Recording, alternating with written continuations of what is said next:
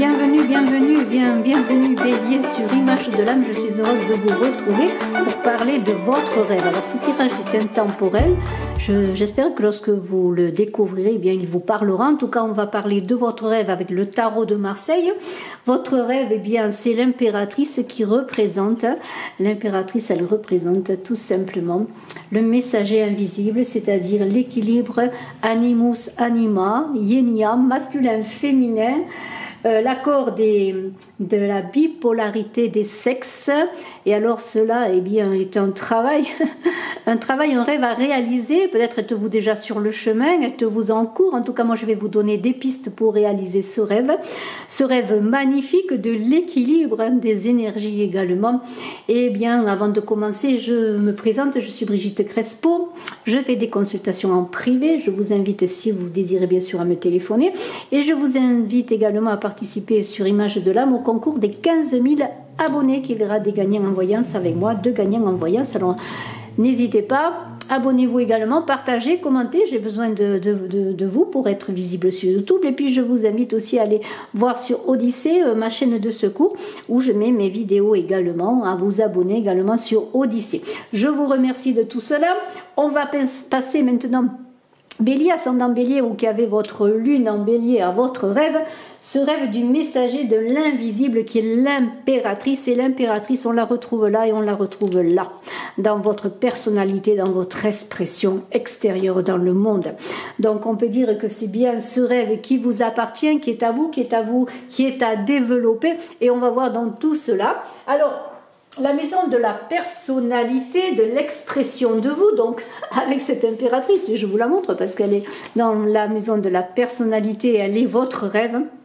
Eh bien, qu'est-ce que c'est ce rêve, cette impératrice dans cette maison de la personnalité, dans votre expression de vous au dehors, qui est pas nécessairement plutôt votre expression profonde.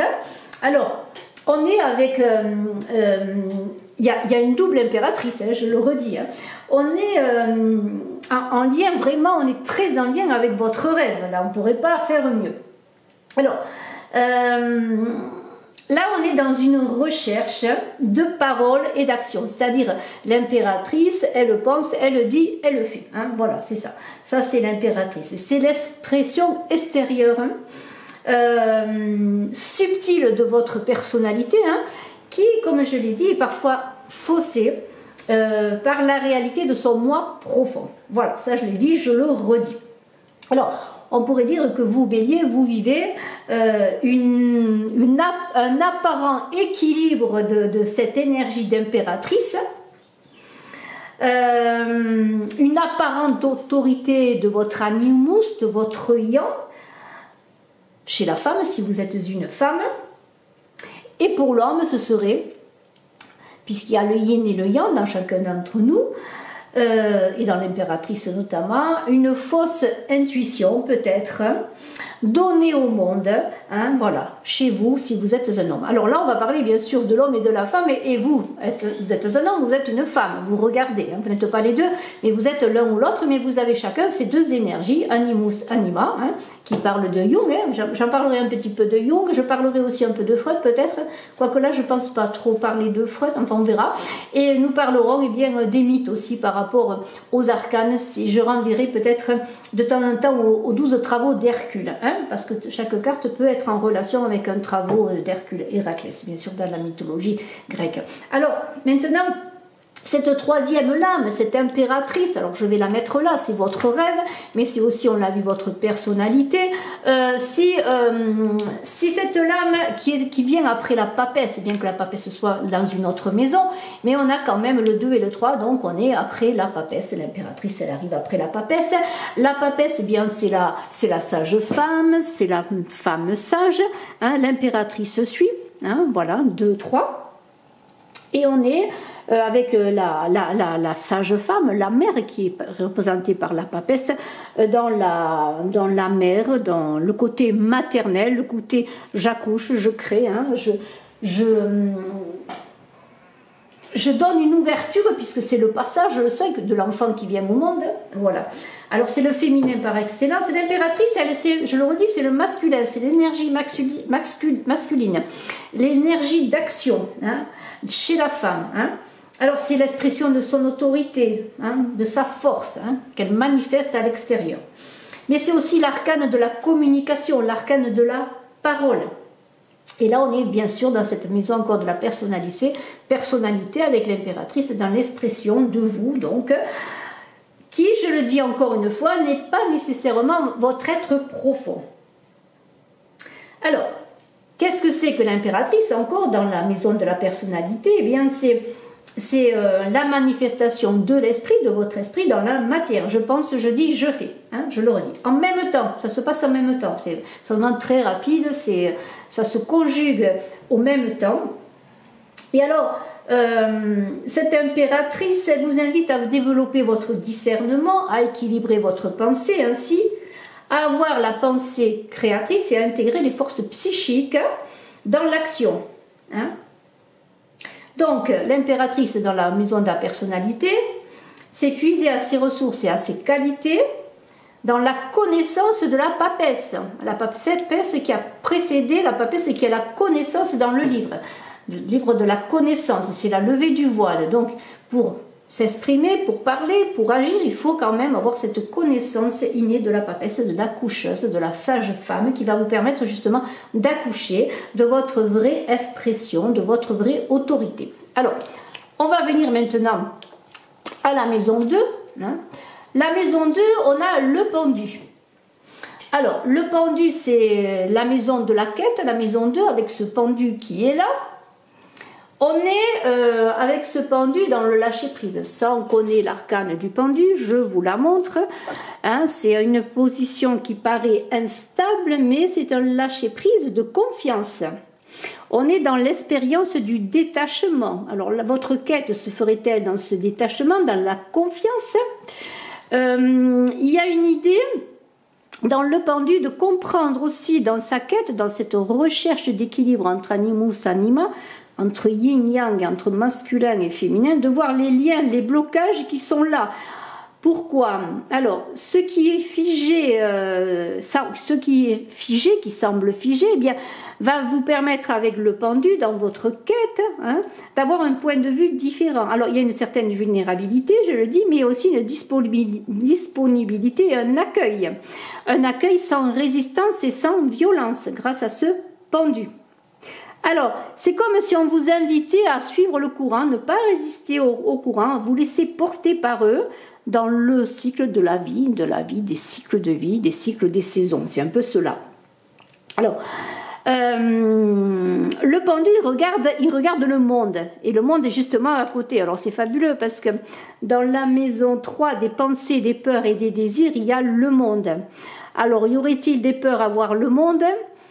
Y aurait-il envie aussi de voir le monde, le désir de voir le monde, mais on est dans les pensées. Alors grâce à ce pendu peut-être, qui se crée une vision différente, qui inverse son point de vue et ses valeurs, sachant que ces valeurs peuvent vous rattacher à la matière, à l'affectif, au dogme, vous voyez, à tout ce qui est carré, tout ce qui est inné et qui paraît inévitable. Eh bien voilà, vous allez regarder le monde, ce qui est à l'extérieur, qui peut-être pour l'instant vous crée des blocages, vous allez le regarder d'une autre manière. Mais si nous retournons ce pendu, eh bien ce pendu, il n'a pas l'air tellement pendu, il a l'air plutôt de s'amuser, hein, d'être un battleur presque.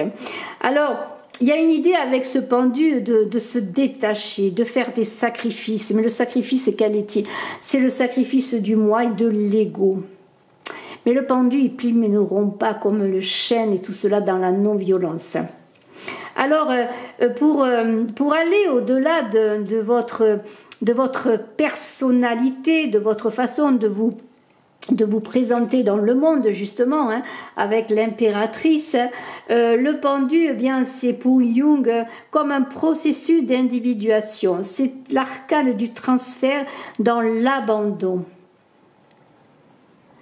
Quelque chose de soi à remettre à l'autre, à donner à l'autre. Alors est-ce que c'est l'autre entre l'animus, l'anima, l'animus, voyez? Hein, dans la maison de la quête, eh bien, le pendu vous invite à travailler tout cela, eh bien, toute votre vie, votre capital confiance en conscience. Tout cela simplement pour aller dans ce monde justement, sans peur, avec du désir de conquérir le monde, je dirais presque, mais sans peur. Alors justement, on va y aller dans ce monde de la réalisation de votre être, elle est là. Hein, ce sont, donc je le redis, vos pensées, vos peurs et vos désirs. C'est aussi une énergie pour vous projeter vers votre avenir. C'est aussi comme la fin d'un chemin, ce monde, c'est un aboutissement, c'est tout un, c'est l'aboutissement, c'est le un, c'est la conscience universelle, le monde c'est là où tout est, c'est un œuf, tout est présent, hein, tout est là. C'est le monde conquis, mais qui peut être différent pour chacun d'entre nous, bien sûr, et pour chacun d'entre vous, Bélier, ascendant Bélier, ou qui avez votre lune en Bélier. Et là, c'est la question qui se pose, et quel est le vôtre? C'est la question qui veut vous poser. Quel est votre monde? Vers quel monde vous voulez aller? Et lorsqu'on est vers ce monde, eh bien, on vous invite non pas à marcher, mais à danser sur votre chemin en vous reliant à votre conscience, en vous réunifiant avec vous-même. Et dans ce tout un, dans ce mythe du monde, eh bien, c'est le lion de Némée dans votre rêve, cette force, quand Hercule réussit à canaliser ses énergies, à les équilibrer, hein, eh bien c'est un peu ce qui va réussir à faire bien l'équilibre entre votre animus et votre anima, et ce rêve du messager de l'invisible. C'est-à-dire qu'il va falloir en tout cas, c'est ce que l'on vous dit, c'est réaliser, alors on est dans le monde de la pensée encore, hein, on n'est pas encore dans la matière, mais c'est passer en revue les anciennes règles de conduite, la routine, les rumeurs portées sur vous, tout ce qu'on a pu dire sur vous, afin de découvrir bien la vérité derrière les préjugés des autres, vos préjugés aussi, afin de remporter bien, votre rêve, de réussir votre rêve. En quelque sorte, c'est ça. Alors, votre but, c'est de devenir un individu à part entière dans un désir de perfection. Oui, mais ne pas oublier quand même que la perfection n'est pas de ce monde et qu'il ne faudrait pas que la perfection devienne une obsession, ce qui vous empêcherait d'avancer dans ce monde et de réaliser votre rêve. Mais c'est aussi le monde, c'est dans votre pensée, dans vos peurs et vos désirs, c'est aussi tout ce qui vous empêche, vos peurs, tout ce qui vous empêche de manifester ce que vous êtes dans le monde, de voir, de comprendre l'environnement où vous vivez. Et ce monde, eh bien, il vous invite à dépasser vos peurs, à sortir de votre enfermement, à prendre votre position, votre positionnement dans le monde, tout simplement. Alors, c'est peut-être pour certains la peur du monde, hein, comme l'agoraphobie, la peur aussi du monde dans la claustrophobie, l'enfermement. Vous voyez, il y a une idée comme ça. De l'extérieur, on a peur de l'extérieur dans l'agoraphobie, on a peur d'être enfermé dans la claustrophobie. Alors, il faut trouver eh bien son point d'achoppement, mais l'un ne va pas sans l'autre. C'est vous et le monde, c'est le monde et vous, dans vos pensées, dans vos peurs et vos désirs. C'est là encore à faire l'équilibre entre peur et désir. Alors, on va parler maintenant avec l'étoile de votre mission existentielle, une très belle carte. Alors, pour Freud, j'en parle un peu vite fait, c'est la maison du travail. Pour Jung, c'est la maison de l'animus chez la femme. On revient à cet animus, à cette action, à ce travail sur lequel vous devez travailler. Alors, c'est aussi l'aspect masculin psychique chez l'homme, c'est-à-dire l'anima, l'intuition que l'homme doit développer. Et on est dans une maison qui peut être mise en parallèle avec tout ce qui touche à son adaptation sociale, mais aussi à la relation de la femme avec les hommes, ou de l'homme avec les hommes, mais on est quand même dans l'animus avec l'anima, voyez. Alors l'étoile, eh bien, c'est quand même l'abandon, c'est la rencontre de ce monde de la confiance, un petit peu comme le pendu, de l'abandon, de l'amour infini et de la compassion. C'est la joie aussi d'espérer. Alors, que ce soit vos pensées, les changements à opérer à l'intérieur de vos mentalités les plus secrètes, eh bien, cette étoile influence le monde extérieur. nous avons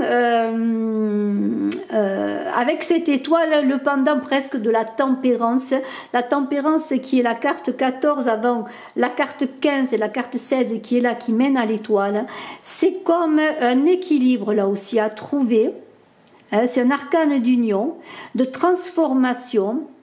L'étoile, elle relie à l'éternel féminin, tous les plans, bien le plan animal, le plan végétal, le plan minéral, le plan humain, voilà, le plan cosmique, qui sont mis en relation.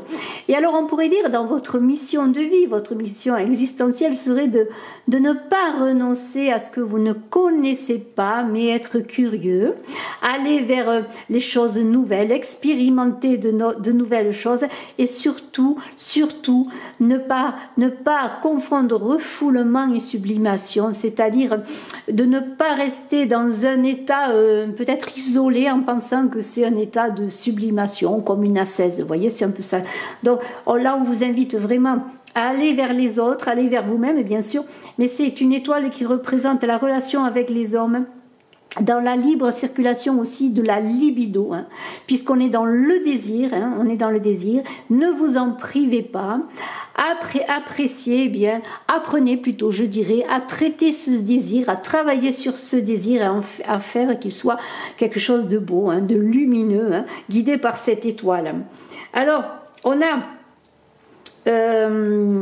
ensuite dans la maison 5, là, cette maison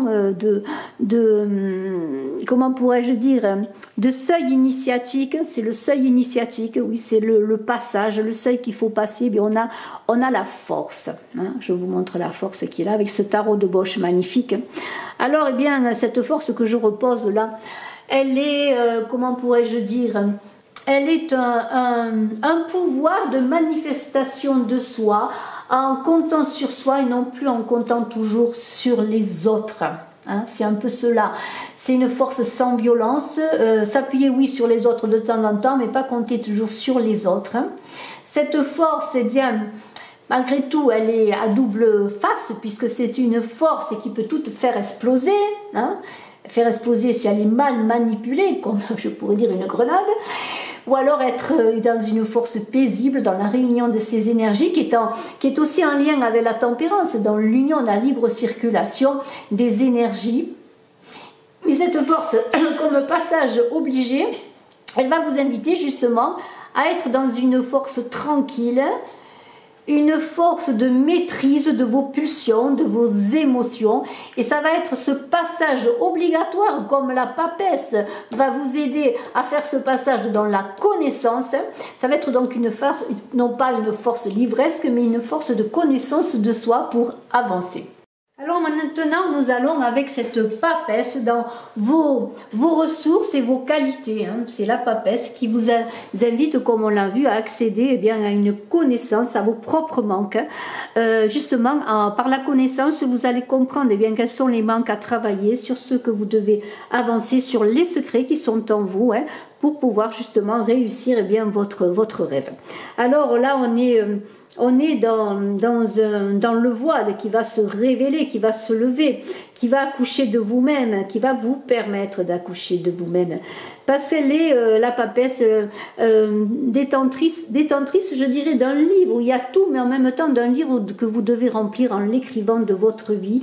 Et on est dans une idée d'écrire les pages blanches, de les remplir dans votre vie avec justement peut-être la compréhension de vos manques en les mettant peut-être par écrit, pourquoi pas, c'est une expérience à faire.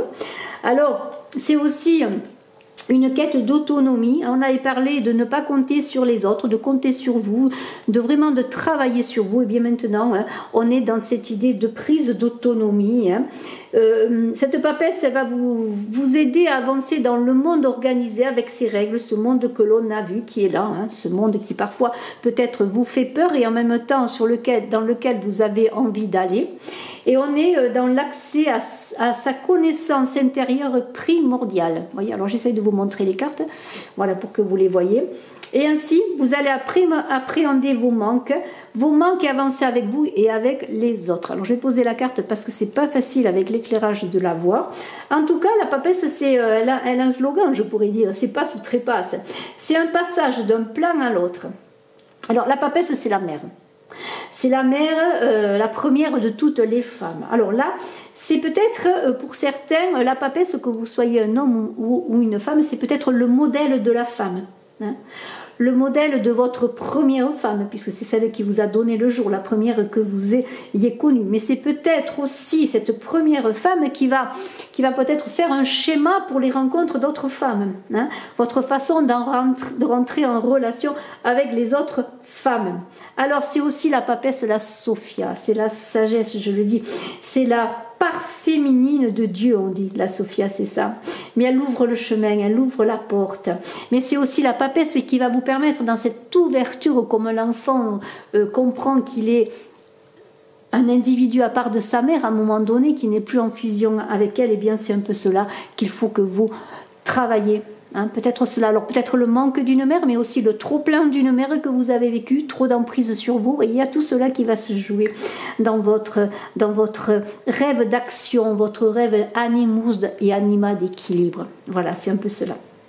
Alors, nous avons bien une autre carte là, c'est la tour foudroyée. Hein.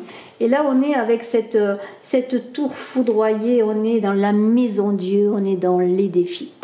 Alors on est dans la maison des défis, dans la maison des expériences acquises, des expériences à vivre. Hein.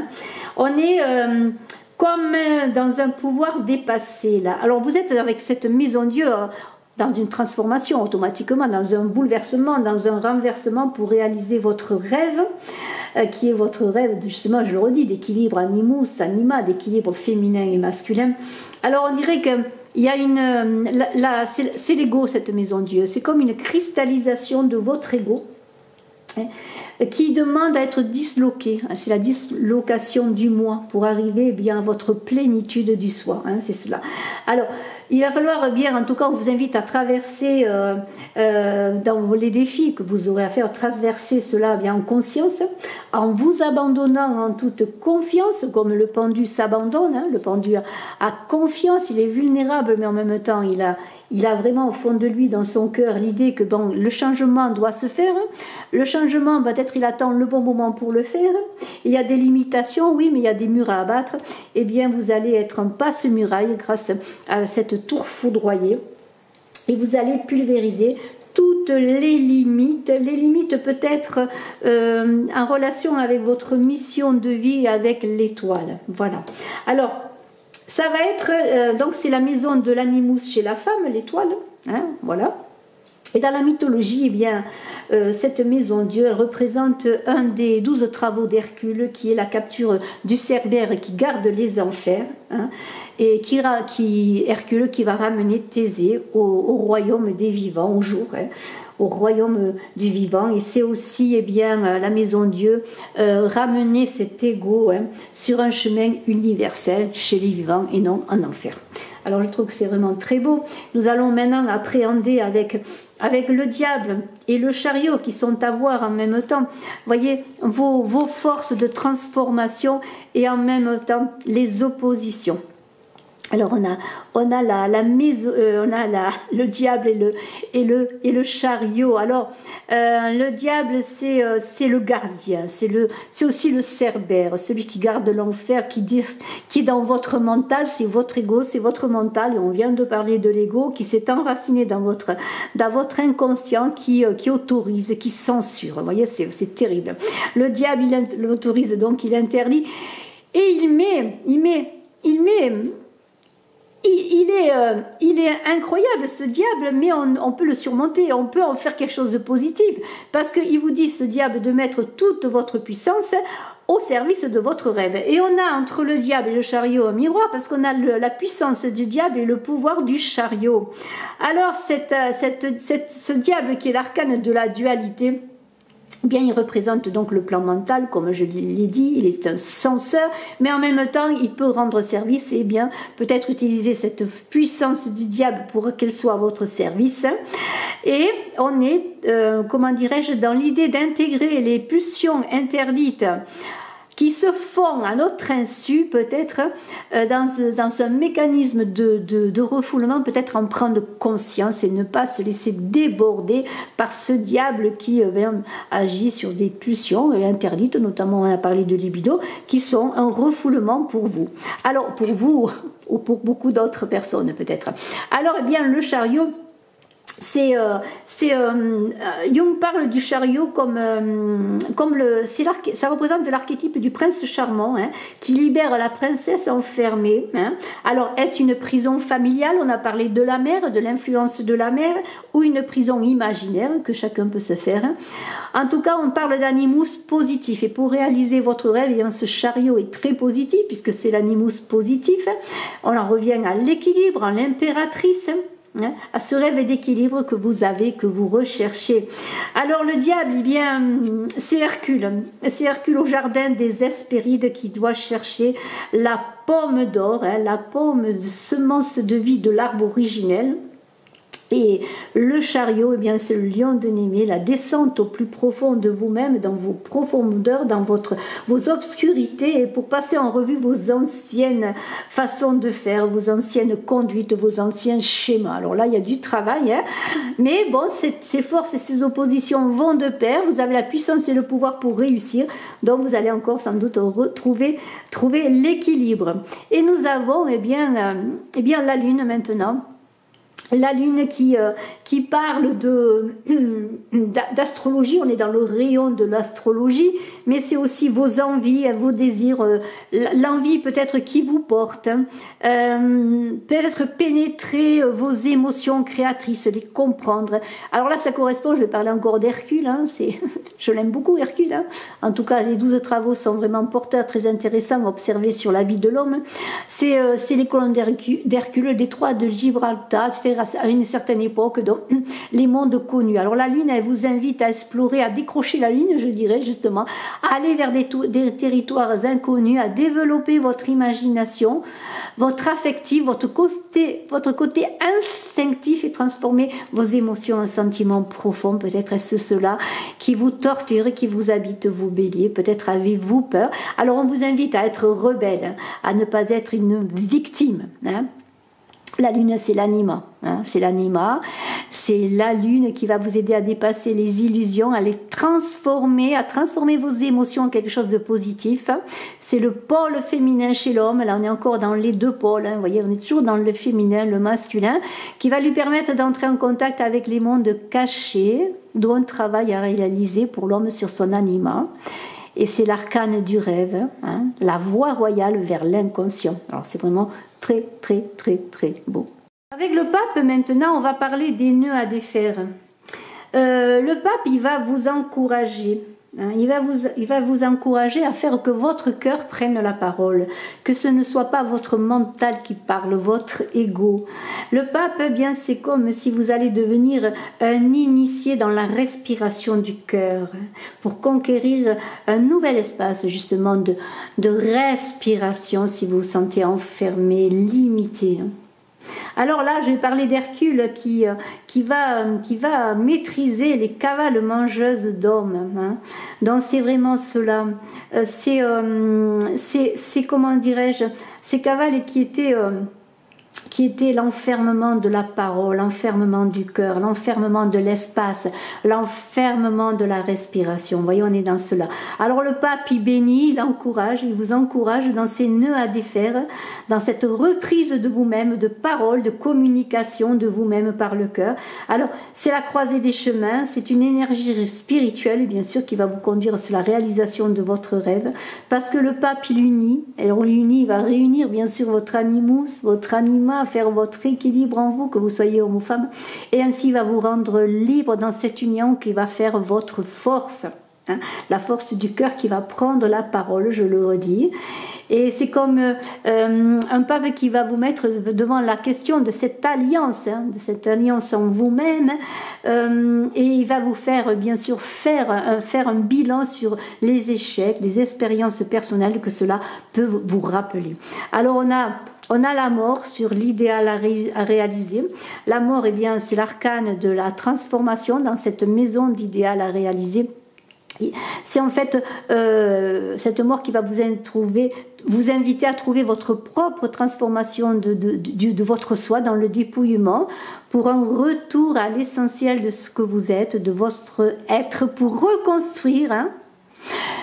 Alors dans cette mort, il y a un risque d'être figé, de ne pas être dans l'action, comme une fixation plutôt que d'être dans l'action, mais il y a un risque d'auto-sabotage. Ça pourrait être vous qui ne voulez pas vous dépouiller, qui ne voulez pas aller vers autre chose. Parce que la mort, c'est la revalorisation de soi. Alors l'idée, c'est de rapatrier la lumière, cette lumière dont vous avez été privé ou dont vous êtes privé dans le mouvement, l'action, pour être dans votre rêve d'impératrice. Je dis, je crée, hein, je fais. Hein, voilà, je pense, je dis, je fais. Hein, voilà, cette action. Et nous avons l'idée de la mort qui vous dit, je meurs ou je m'attache, le lieu où je m'attache. Alors c'est je meurs ou je m'attache sans accent, c'est je meurs ou je m'attache, le lieu où je m'attache. Donc on vous invite vraiment à accepter le changement. Hein. La mort, c'est l'arcane de l'identité, de l'identification de soi. Et je reviens à la séparation de l'enfant et de la mère qui trouve son individualité. Hein. Alors avec la mort, il s'agit de reconstruire, hein, non pas de détruire, mais sinon de détruire, mais pour une construction positive. Hein. On est vraiment là-dedans. Et alors on va être maintenant avec la problématique de ce jeu pour vous bélier, la problématique, la synthèse qui est les amoureux. Alors c'est quand même pas mal du tout, je dirais c'est formidable parce qu'on est dans la problématique de l'engagement de l'un envers l'autre. Alors ça peut être vous et une personne, mais ça peut être votre équilibre animus-anima encore, j'en reviens à ça bien sûr. Alors on est dans les amoureux, lorsqu'on est amoureux, on désire se faire aimer, hein, voilà c'est ça. Mais lorsqu'on est aimant, hein, on est dans l'amour universel. Alors c'est à vous de voir ce que vous désirez faire, mais c'est aussi l'amoureux, l'idée de faire un choix, non pas de fuir, non pas de renoncer, de s'engager, je dirais, en toute liberté. Et on est encore dans les énergies féminines, masculines qui s'équilibrent, qui se rejoignent vraiment. C'est vraiment très beau, ça peut être dans une relation, c'est vraiment très beau.